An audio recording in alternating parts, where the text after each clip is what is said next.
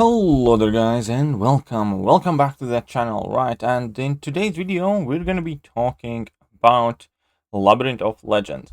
Now I believe it has been about 4 years since it has been introduced to the game, and the perception of Labyrinth definitely has changed significantly.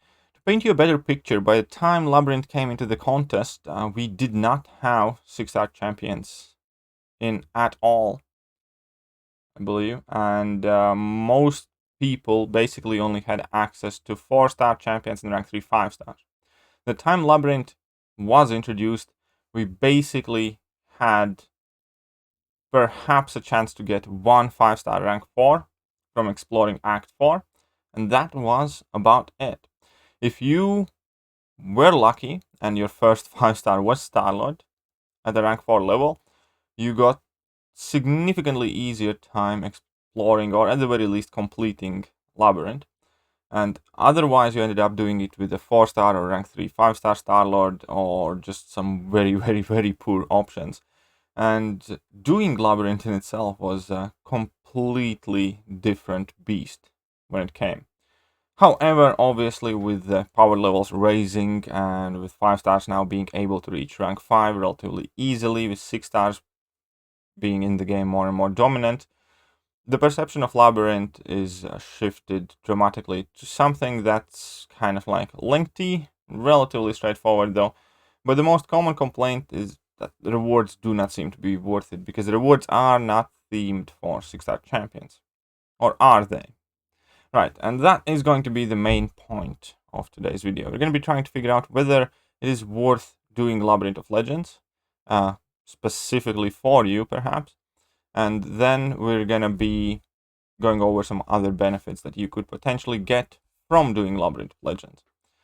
So let's tackle the first of the two major points in this video and figure out whether it is worth doing or not. Obviously, in order to do that, we do need to take a look at the rewards that we can get from Labyrinth of Legends, and here they are. So we get total of 65,000 5-star shards, which is neat, but let's face it, if you are somebody who is more focusing on 6-stars, it's not really enticing. Neither are the 5-star class and generic gems. I know personally I don't particularly care about them at all anymore, nor do I about the 100 random 5-star signature stones, especially recently since you can earn them in daily events and stuff. Now you get 5-star Loltron, as I call him, and again, he's not even that great of a champion, let alone the fact that he's a 5-star. He's not probably going to mean a whole lot to your account. However, there are final 2 rewards there, and you get 5 class catalysts of every single class in tier 4. And now that is quite significant, because more and more people are actually struggling with tier 4 class catalysts. And we all have seen and heard those stories and videos where you need 1 or 2 mutant catalysts and you open 30 crystals and nothing, right? It's sometimes RNG is brutal, and managing tier 4 class catalysts is kind of like extensively harder because the catalyst cap has gone up slightly, but nowhere near to a point where you can just hoard a ton of catalyst. However, the amount that we use has increased much more drastically. Back in the day, at most you were using like 3 or 4 class catalysts for rank up. Like if you wanted to rank up a 4-star champion, you needed 3 class catalysts. Cool. Was it 3? Yeah, I believe it's 3. Or if you wanted to rank up 5 stars to rank 3, again, that was like what, 3, 4 class catalysts? I don't even remember, to be honest. But now when you're ranking up 6 stars, you immediately start with needing 7, 8, and basically you can have max amount of catalysts and you can do 1 6-star rank up, and that's it. All your class stash is gone. And quite often, at least for me, class catalysts, tier 4 class catalysts specifically at these days, are actively even dictating which champions I rank or I do not rank. For instance, I probably would have ranked up some more mutant champions because there have been a ton of good mutants, but I simply don't have enough mutant tier 4 CC. So I consistently have to go around every single class trying to reduce that catalyst kind of congestion, and only then I can think about ranking up my next mutant. And there we go. That is already one of the reasons why I think that Labyrinth is worth it for the right price. Because both 12 tier 2 alpha catalysts, who we all, well, most of us are short of, and again, it's because we need so many of them so frequently, and tier 2 alpha shortage is one of the bigger things in current endgame economy. Alongside the tier 4 class catalysts, both of these resources are still getting used for 6-star champions. And therefore, I don't care how advanced your roster is.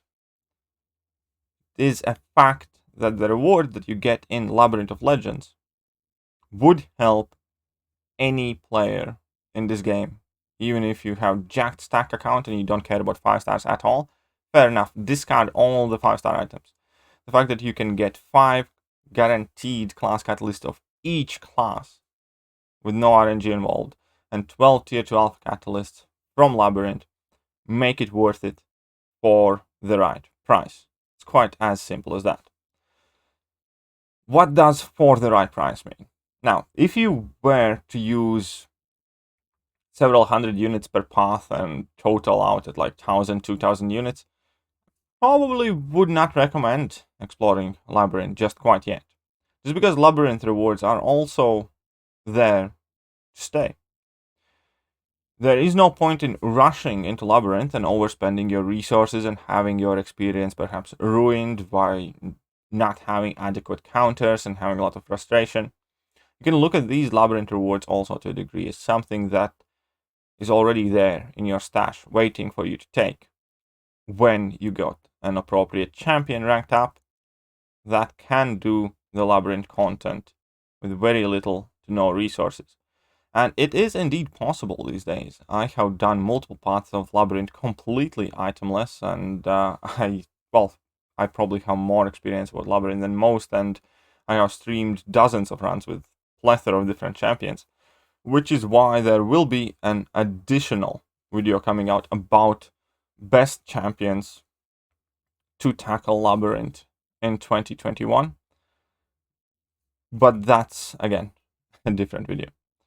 But the solid, clear, concrete answer here is, if you get through Labyrinth using a couple of revives per lane with some potions that you have either stashed up or farmed in Realm of Legends, hell yeah, it's worth it. But keep in mind, it's not worth jumping in Labyrinth if you're not quite ready, if you're not quite prepared, if you already expect yourself to use dozens of revives per path. In that case, no, I just leave it for now, because these resources will not just disappear. Better wait a bit, wait till your account is ready to tackle it straightforward and quickly and easily. Because Labyrinth is, in fact, a very straightforward and easy content these days if you have appropriately ranked up champions at rank 5 5-star variety or 6-star rank 2s, 6-star rank 3s. You can genuinely blitz through a path in about an hour with certain champions without needing any revives or hardly any. So there we go. Don't make Labyrinth harder than it needs to be, but it is well worth doing even in 2021, because the resources that you can get from there still beneficial even for 6-star champions. And the last quick segment that I wanted to touch is, what are the benefits besides the rewards of doing Labyrinth? Because I think that is also an important part of why it would be worth for everybody and anybody to do Labyrinth of Legends. And it's quite simply because it gives you quite a lot of experience and it works as a very, very great training ground. I think anybody who does Labyrinth of Legends comes out better player than they started. And reasons for that are because you're forced to deal with Limber Node constantly. That means you can't just rely on your standard parry, 5-hit combo, parry, 5-hit combo, bait special attack. Parries are a very scarce resource on Labyrinth and they are limited. Therefore, you will learn to realize the value of them, in addition to the fact that you will learn alternate ways and methods of finding openings, whether it is striking opponents' block till you push them past the bar of power, so you bait out their special attack and punish that, whether it is to learn how to intercept, whether it is a bunch of different things, forcing opponents through heavy attack. All of those things you're going to pick up to a degree slightly in Labyrinth, and that is a perfect training ground, because you will be forced to rely on those mechanics, because the regular parry is not going to be there anymore. Obviously, unless you bring in like Domino or a few other champions who can bypass that, but shh. So that is in my opinion, very, very valuable point of experience that any player should get. It just makes you better at intercepting, it makes you better at baiting out heavy attacks, it makes you better at doing longer fights, which inevitably are coming to this game, which we have seen already carry on in Abyss and probably will see again in the near future. And besides all of that, obviously you have to deal with plenty of different champions and their abilities and their enhanced abilities, and most importantly also there's also that pesky evade that pretty much nothing works against outside of slow debuff and true strike, true accuracy. Because Labyrinth of Legends evade is somehow, and I have no clue, special. I can only imagine what kind of chaotic mess is the programming on the back end of this game, but vast majority of the abilities that counter evade do not strictly work on Labyrinth of Legends evade. Now, they do work in Labyrinth of Legends on champions who have natural ability to evade, like Black Widow or Ultron or Spider-Man or whoever, but they do not work on the Labyrinth evade itself, which is like, 1%, 2%. But it's always another kind of like a pesky thing to keep back of your mind, that evade can and will happen at times, and it's something that will catch you off guard, something that will get you frustrated, but it's also a completely different experience and sensation when you have to play with that evade chance in mind, just like you have to do in Abyss of Legends, for example. So that is added level of difficulty, added level of frustration, but it's also very useful to learn how to get used to it and how to deal with that evade. So ultimately, yes, to answer the question as bluntly, as simply as I can, is Labyrinth of Legends worth doing in 2021? Yes, if you can do it for a reasonable amount of resources, 100% is worth doing, because the rewards are still affecting your account, even if you have moved on to the 6 stars. Tier 4 CC, Class Catalyst, Tier 2 Alphas are all the resources that are still needed in ranking up 6-star champions.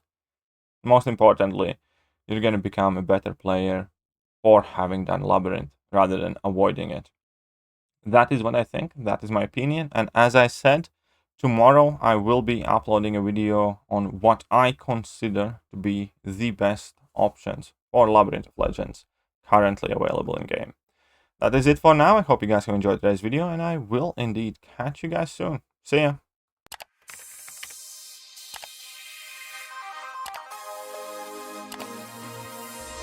Hello there guys, and welcome back to the channel. So we have all the information about